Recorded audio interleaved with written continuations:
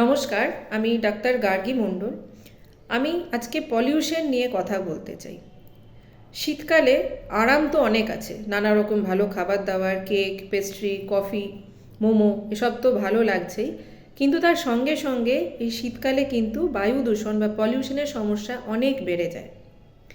আজকে সারা পৃথিবী জুড়েই পলিউশন বাড়ছে নানা রকম কারণগুলোর মধ্যে আমি যেতে চাইছি না।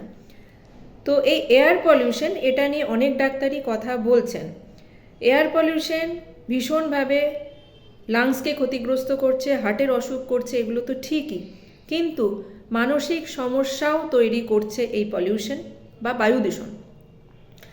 আজকে পৃথিবীতে 99% মানুষই কোনো না কোনোভাবে বায়ু দূষণের দ্বারা প্রভাবিত হচ্ছে। আমাদের ভারতবর্ষের অবস্থাও ভালো নয়। দিল্লি, কলকাতা এবং পশ্চিমবঙ্গের শহরগুলো, বর্ধমানের মতো শহরগুলো কিন্তু যথেষ্টভাবে ক্ষতিগ্রস্ত। তো সাবধান আমাদেরকে হতেই হবে এই ব্যাপারটা নিয়ে। প্রথমে আমি আসি পলিউশন নিয়ে মানসিক সমস্যা কি কি হতে পারে। 1 নম্বর, পলিউশন দেখা গেছে যেদিন যেদিন ব্যাড এয়ার ডেজ বা যেদিন যেদিন বাতাসে দূষণ বেশি থাকে সেদিন সেদিন কিন্তু সাইকিয়াট্রি এমার্জেন্সিতে বেশি পেশেন্ট আসে। সেটা হতে পারে তাদের প্যানিক অ্যাটাক হচ্ছে, হতে পারে তারা হয়তো সুইসাইড অ্যাটেম্প্ট করেছে বা নিজেকে কোনোভাবে ক্ষতি করতে গেছে। মোটমাট সাইকিয়াট্রি এমার্জেন্সিতে ভিড়টা বাড়ে সেদিনকে, বা হয়তো চেঁচামেচি করেছে, মারামারি করেছে, ইত্যাদি কারণে হতে পারে। তো পলিউশনের সাথে দেখা গেছে কিছু সমস্যা, যেরকম ডিপ্রেশন বা অবসাদ, অ্যাংজাইটি, দুশ্চিন্তা, এই ব্যাপারগুলো বেড়ে যাচ্ছে। যদি স্পেশাল পপুলেশনের কথা বলি, তাহলে যারা বাচ্চা 18 বছরের নিচে বা একদম শিশু, তাদের নিউরো ডেভেলপমেন্টাল কিছু সমস্যাও অনেক সময় পলিউশনের জন্য হচ্ছে। বাচ্চাদের মধ্যে অটিজম এবং অ্যাটেনশন ডেফিসিট হাইপারকাইনেটিক ডিসঅর্ডার, এই অসুখগুলোর চান্সেস কিন্তু পলিউশনের সাথে বাড়ছে। দেখা গেছে যাদের ঘরবাড়ি ভীষণ ভিড়, পলিউটেড জায়গায়, তাদের সংসারে কিন্তু বাচ্চাদের অটিজম তৈরি হওয়ার প্রবণতা অনেক বেশি যারা অন্যান্য এলাকায় থাকে তাদের থেকে, যাদের চারপাশে হয়তো অতটা পলিউশন নেই। এটা 1 নম্বর। 2 নম্বর, টিনেজার, এদের মধ্যেও দেখা গেছে পলিউশন বাড়লে অ্যাংজাইটি, ডিপ্রেশন এবং সেলফ হার্মের টেন্ডেন্সি বাড়ছে, নিজেকে ক্ষতি করার, সুইসাইড অ্যাটেম্প্ট করার ইত্যাদি। বা আমরা বড়রাও অনেক খিটখিটে হয়ে যায়, আমাদের মধ্যেও দুশ্চিন্তা, টেনশন প্রচণ্ড বেড়ে যায়। রাস্তায় বেরোলেই আওয়াজে, ধোঁয়াতে একটা বিতিকিচ্ছিরি খিটখিটে ব্যাপার হয়ে যায়। ইরিটেবিলিটি, এটা বেড়ে যায়। একটুতেই রেগে যাই আমরা, হুটপাট করে কাউকে কিছু বলে দিচ্ছি বা মেরে দিচ্ছি, অ্যাগ্রেসিভনেস বেড়ে যায়। এগুলো কিন্তু পলিউশনের দ্বারাও কিছুটা হলে প্রভাবিত হচ্ছে। 2 নম্বর আসছি এল্ডারলি পপুলেশন বা বয়স্কদের মধ্যে। ওয়ার্ল্ড হেলথ অর্গানাইজেশন বা WHO, এনারা বলেই দিয়েছেন পলিউশন হচ্ছে একটা রিস্ক ফ্যাক্টর ফর ডিমেনশিয়া। আমরা যদি পলিউশন কমাতে পারি, যদি মানুষটিকে পলিউশন থেকে বাঁচাতে পারি, তাহলে তার ডিমেনশিয়া ডেভেলপ করার চান্স কিন্তু বেশ কিছুটা কম। পলিউশনকে বলা হচ্ছে একটা মডিফায়েবল রিস্ক ফ্যাক্টর। কারণ কি, আমরা চাইলে এটা থেকে কিছুটা হলেও বাঁচতে পারি, চেষ্টা করতে পারি বাঁচার। এটা ছাড়াও, এটা তো গেল এয়ার পলিউশন নিয়ে কথা, এটা ছাড়াও সাউন্ড পলিউশন আছে। আজকাল চারপাশে নানা রকম আওয়াজ, সেটা জোরে ডিজেই হোক বা বাইকের প্রচণ্ড জোরে হর্ন হোক, লোকেরা অকারণে, টোটোওয়ালা, বাইকওয়ালা ইচ্ছে করে হর্ন দিচ্ছে অতটা প্রয়োজন না থাকলেও, এবং সেই হর্নের ডেসিবেল কিন্তু বেশ উঁচুতে। এই অত্যধিক আওয়াজেও কিন্তু মানুষ খিটখিটে হয়ে যাচ্ছে, অ্যাগ্রেশন ডেভেলপ করছে।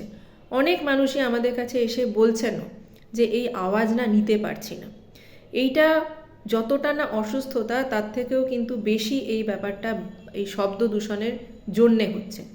এই শব্দ দূষণ কমাতে হবে, কমাতে না পারলে নিজেকে সেখান থেকে বাঁচাতে হবে। আর শেষকালে আমি বলছি জলের দূষণের কথা। আজকাল জলেও লেড, মার্কারি, এছাড়া আরও হেভি মেটাল প্রচুর পাওয়া যাচ্ছে। সেইখান থেকে দূষণ হচ্ছে, সেগুলো আমাদের শরীরে ঢুকছে। এইটা থেকেও নানা রকম সমস্যা, শারীরিক তো আসছে, মানসিকভাবেও অ্যাগ্রেশন চলে আসছে, এবং অ্যাংজাইটি, ডিপ্রেশন তো আছেই। তো এইগুলোই মোটামুটি দূষণ থেকে মানসিক সমস্যা আমাদের তৈরি হচ্ছে কম বেশি। এবার হচ্ছে প্রতিকারের উপায়, আমরা কি করতে পারি। রাস্তায় বেরোতেই হবে, জলও খেতে হবে, সবই করতে হবে। তো যেটা করতে পারি নিজের লেভেলে সেটা হচ্ছে মাস্ক ইউজ করুন। আমি বারবার আমার পেশেন্টদেরকে বলছি মাস্ক ইউজ করুন, স্পেশালি এই শীতকালটা, এই সময় পলিউশনের মাত্রা অনেক বেশি এবং মাস্ক ইউজ করতে হবে কিন্তু N95 মাস্ক। বাইরে বেরোলে মাস্ক নিশ্চয়ই ইউজ করবেন, ঘরে থাকলে এয়ার পিউরিফায়ার ইউজ করুন এবং যখন রাতে ঘুমোবেন তখন তো এয়ার পিউরিফায়ার চালিয়ে ঘুমোনোটাই ভালো। কারণ এটা নয় যে বাইরে দূষণ আছে, আমার ঘর খুব শান্তির জায়গা, ঘরেও কিন্তু সেই দূষিত বাতাসই ঘুরে বেড়াচ্ছে। এছাড়া বাইরে যখন বেরোচ্ছেন চেষ্টা করুন কম ট্রাফিক যেসব রাস্তায় সেখান দিয়ে যাওয়ার, ভিড় মেন রাস্তা যেগুলো সেগুলো অ্যাভয়েড করার, যেখানে ট্রাক বাস অনেক যানবাহন চলছে সেগুলো অ্যাভয়েড করার। যদি কাছাকাছি কোনো ডিস্টেন্স যাওয়ার থাকে নিজেরা চেষ্টা করুন হেঁটে বা সাইকেলে যাওয়ার, মানে খুব দরকার না পড়লে কিন্তু স্কুটি বাইক ব্যবহার করবেন না। শব্দ দূষণের জন্য আমি বলতে পারি কানে প্লাগ বা অন্তত পক্ষে তুলো একটু গুঁজে বেরোন, যাতে করে শব্দ থেকে কিছুটা হলেও বাঁচতে পারেন। জলের দূষণ নিয়ে সেইভাবে বলার কিছু নেই, জল ফিল্টার করে খান, এটুকুই বলবো। তো এই দূষণ কিন্তু ইগনোর করার ব্যাপার নয়, দূষণ যথেষ্টই সিরিয়াসলি হচ্ছে। আপনারা গুগলে যদি নিজের জায়গা দিয়ে পলিউশন লেখেন বেরিয়েও আসবে কতটা রয়েছে, কি ব্যাপার। তো সময় থাকতে সজাগ হন এবং দূষণ মানেই এটা ভাববেন না যে আমার তো কোনো হার্টের সমস্যা নেই, লাংসের সমস্যা নেই, যা হচ্ছে এটা নয়। দূষণ কিন্তু মানসিকভাবেও আমাদেরকে ক্ষতি করছে। আপনি পরিষ্কার বুঝতে পারবেন দূষিত এনভায়রনমেন্টে থাকলে খুব ইজিলি টায়ার্ড লাগছে, ফেটিগ লাগছে। আপনি মাস্ক ইউজ করুন, দেখবেন অনেক ফ্রেশ থাকছেন। তো এটাই আজকে আমার বক্তব্য ছিল, দূষণ থেকে বাঁচুন, নিজেরা বাঁচুন, অন্যদেরকেও বাঁচান। নমস্কার, ভালো থাকুন।